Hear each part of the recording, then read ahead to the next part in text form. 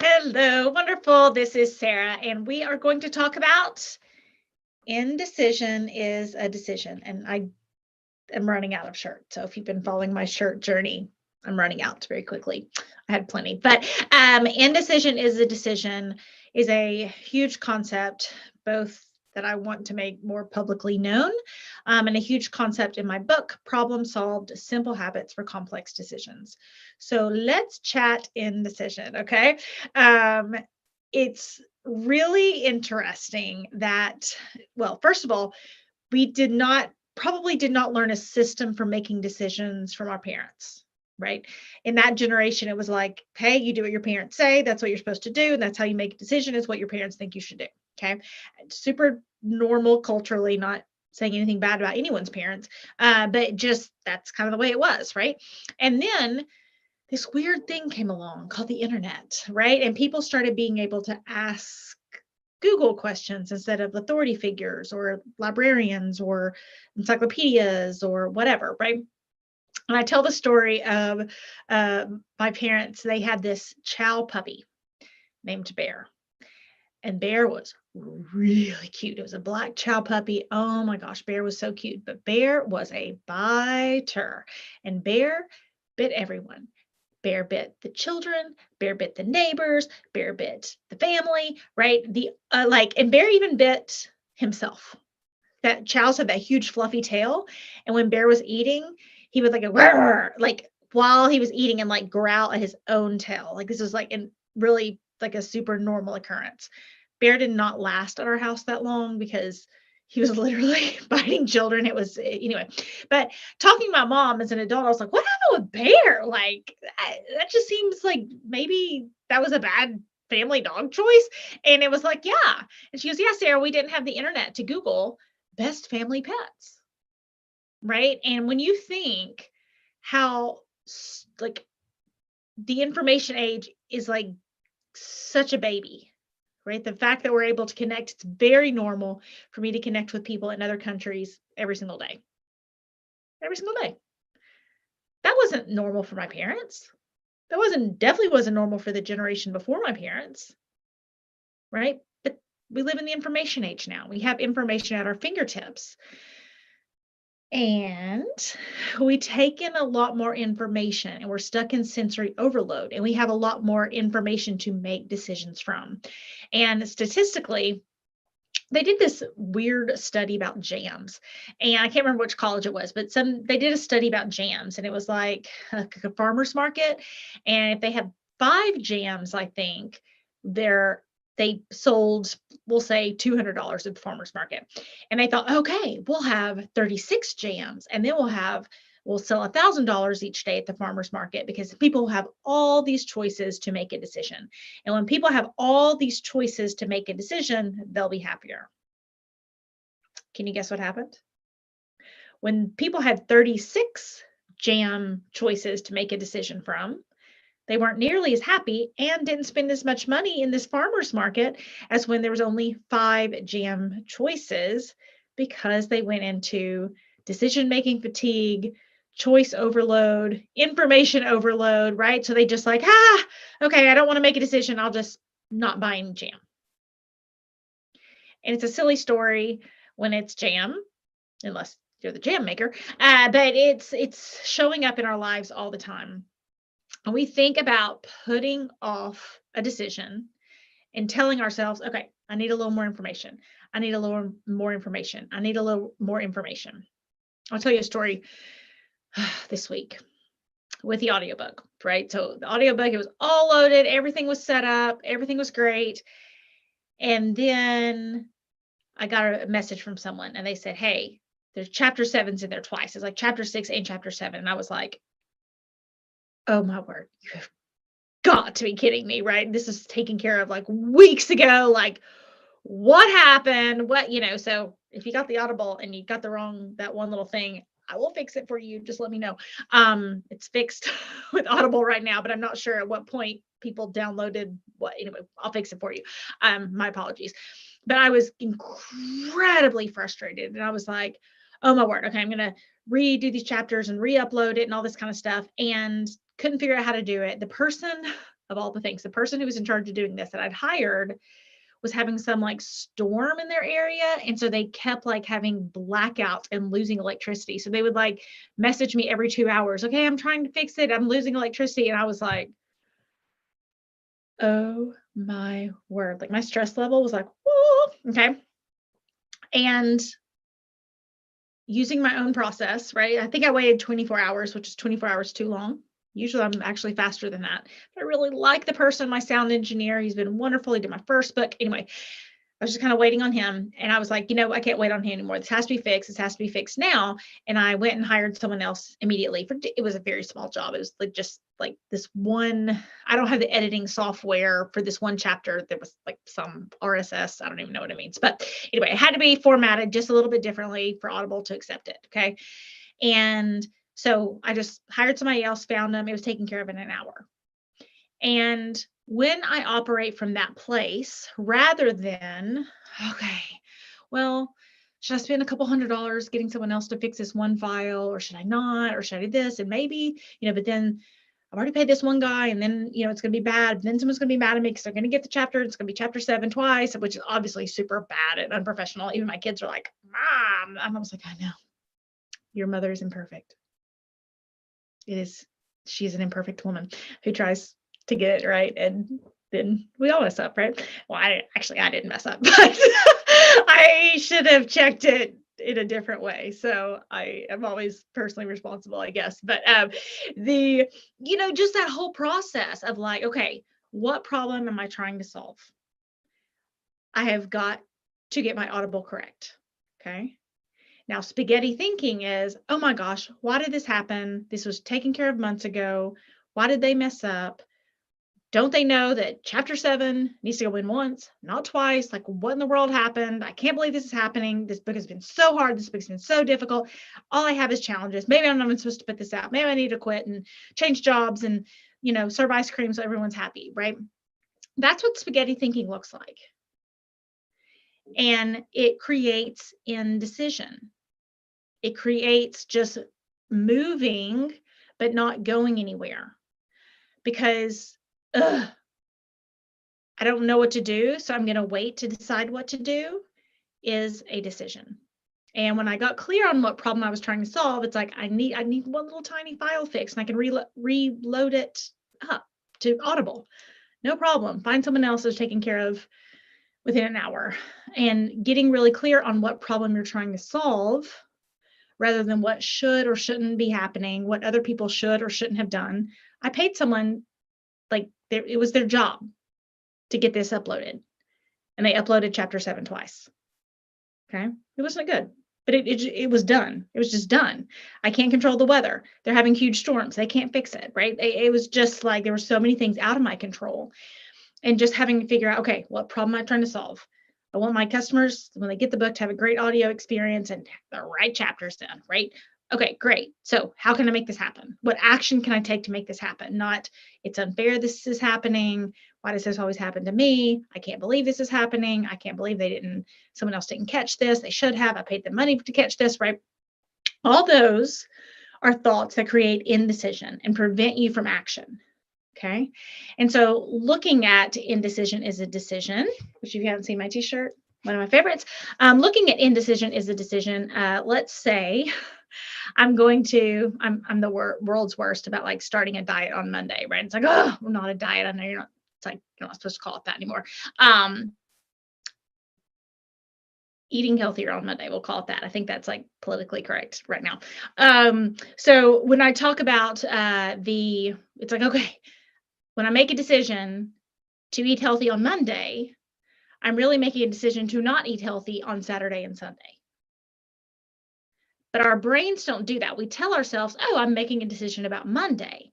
And and it's not your fault. It's just like this weird thing that's happening in everyone's brains, including mine, that we have to be really careful and conscious of. Because what we say is, I know I need to have that hard conversation, but I haven't decided if I'm going to have that hard conversation. So I'm going to push that hard conversation off. And we tell ourselves, okay, I'll decide later, but we already made a decision. I'm not going to take care of it today.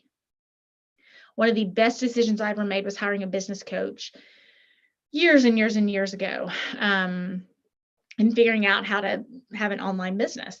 And, it was a huge investment for me as a single mom. I think it was like a third of my salary in the current job I was in when I made that decision. Best decision, one of the best decisions I've ever made. And, you know, there were a couple other coaches I'd thought about and couple other coaches I'd hired. And it was like, I don't know, I'll think about it. I'll think about it and get back to you, right? I'll think about it and decide later.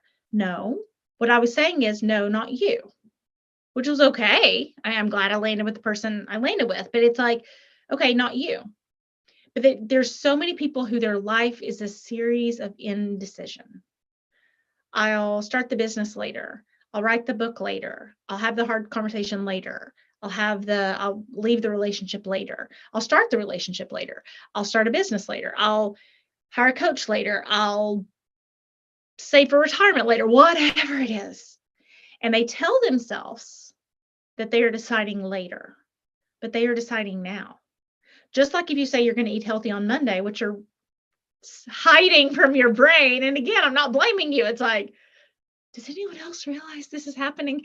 And this is the whole thing about problem solved. And when I say, okay, you'll have more time and less stress, more time, less stress, more time, less stress, because I see so many people in these decision-making frameworks that do not get them the life they want. And so if you're listening to this and you're like, I've got the job I want, the body I want, the relationship I want, the kids I want, the health I want, the whatever. If you don't have any problems, you don't need my book. Well, actually, you probably are frustrated with someone else in your life who is indecisive. So you probably still need my book. But most of us have areas of life that we want to improve. And especially those of us who are honest with ourselves, because really, if anybody says, oh, I don't have anything I want to improve, I go, oh, you seem like a really great, safe, honest, self-aware person. I'll back away now, right? I don't trust those people. But you can check out my first book, Becoming Toxic Person Proof, about those people. But within this process, if there's something you want to get better, you can do it just like they had that old phrase, like work smarter, not harder. Right? That's why we love dishwashers. We can just stick a dish in there and it comes out and our dishes are clean and we worked smarter, not harder. And I want you to think about a decision-making framework as that dishwasher. Like 100 years ago, nobody was thinking, oh, we need a dishwasher. It was just such common practice to wash your own dishes. You just did it. No one thought about it. You wash your own dishes. Now, if you don't have a dishwasher or your dishwasher's broken, you're like, oh, I have to wash all these dishes, right? Because we've gotten so accustomed to working smarter, not harder in the area of dishes. Okay. And that's what I want for you in the area of decisions. When you are telling yourself, I'll decide later, switch it in your head. Just get honest with yourself, because when you're honest with yourself, you build that self-trust, you build that self-confidence. It is really hard to be truly confident if you tell yourself little white lies. And I'll decide later is a little white lie.